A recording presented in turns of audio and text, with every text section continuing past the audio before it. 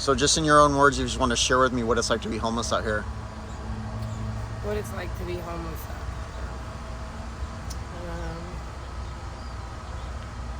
It's scary. It's dangerous. It's like exciting at the same time. Bittersweet. It's like you're camping 1 minute and the next minute reality hits. And being homeless out here is rewarding sometimes because I like to help people, but I help them so much that I kind of forget to help myself. But I never in a million years would have ever thought I was going to be homeless. Like for real homeless. Not sleeping on couches and all that, but like in a tent. This is definitely real homeless. We're in a large encampment in Portland, Oregon. May I ask what led you to homelessness then? Domestic violence. Your what? Domestic violence.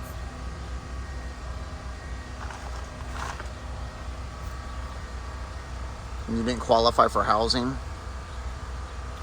Well, I had housing, but somehow I was evicted, even with the domestic violence.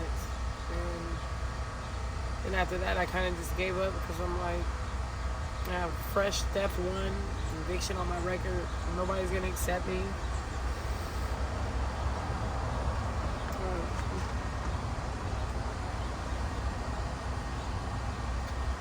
I don't wish this on nobody. Well, you and I were talking.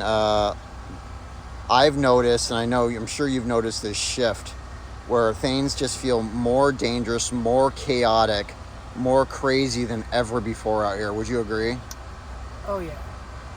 And what happened? Because I used to feel safe coming here and not as much anymore. What happened probably was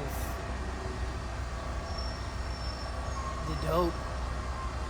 I don't know if it's the chemical imbalance or if it's I don't know. Maybe it's not the dope. For some people, it's the dope. For some people, it's just the environment. Period. Like more people are latching on to negativity, and it's easier for people that are in pain to be negative. And it takes a lot more to be negative than it does positive, though. For some reason. Mm-hmm. I mean, well, we know the reason, but for some reason people think that it's easier. Well, and I've met you multiple times to the point where I was literally 50 yards away and you screamed, "Hi, Kevin," which means you recognize me. Yeah. How often are people coming out here like me, outreach workers, offering services, talking about you and really trying to get you off the streets? Are there other people coming out here? Yeah, other people. TBI is very consistent. Oh, I saw them just last week out here, Yeah, so they've been solid. Very consistent.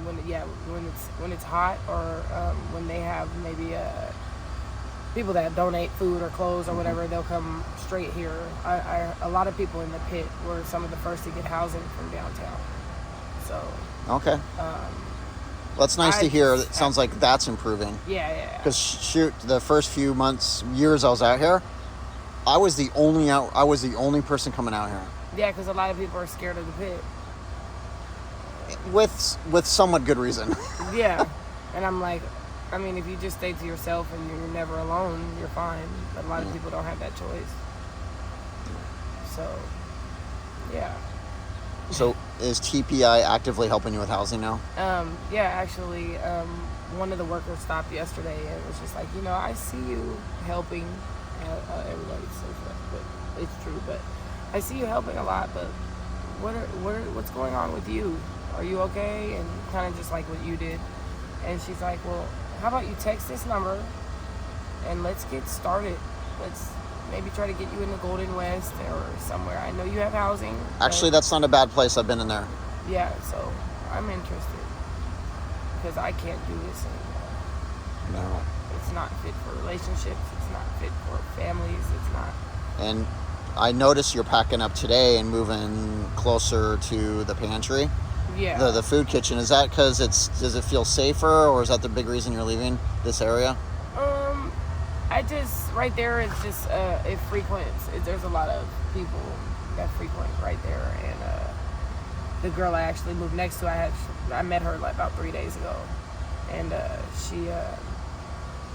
she's just super cool and laid back, and she's a woman. I'm a woman, so I felt like she didn't need to be there by herself. So it was more of a reason to move away from this. Yeah. Well, now I know where to find you, and I appreciate you sharing today, and it's really nice to see you. I love when you come by. Well, thanks. Besides the stuff that you are capable of doing, yeah. Oh, just me. Just you. Oh, I get it. Like, I appreciate that. I have training in this, but I also like just to stop by and just hang out and talk. It's like I'm not drowning anymore. You're not drowning anymore?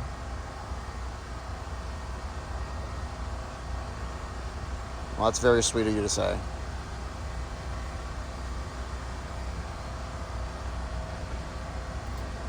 You're welcome. Is there any way I can help to expedite you getting into the Golden West? Like, what's it going to take? If there's openings, there's no reason you shouldn't be able to move in there today, right? Right. So what's it going to take? What's the barrier? For you to just like call with me. Well, like, is that what it takes? I mean, you're on the list. Is it a wait list, or I mean? No, I'm not on the list yet. I'm supposed to be. I text message the TPI worker, so. And you have a working phone? For the most part, it's an Xfinity phone. So, and they're going to get back to you ASAP. Yeah, they're supposed to be. I heard it was a 2-month wait for Golden West, but people always, never come, or they just break a rule, or. And I think you would thrive there, to be honest. Oh yeah. There's some housing opportunities that I have to turn down because it's better for other people. I read into it. Some housing opportunities are not for me, but some are. Like, 55 and up communities, or. You're not there yet. Yeah. Oh, hell no. 32. You're a kid. So, hey, how about I get off of this right here and we call right now and just, light a fire under their butts and see if we can get you in ASAP, okay? We can do that. Let's do it.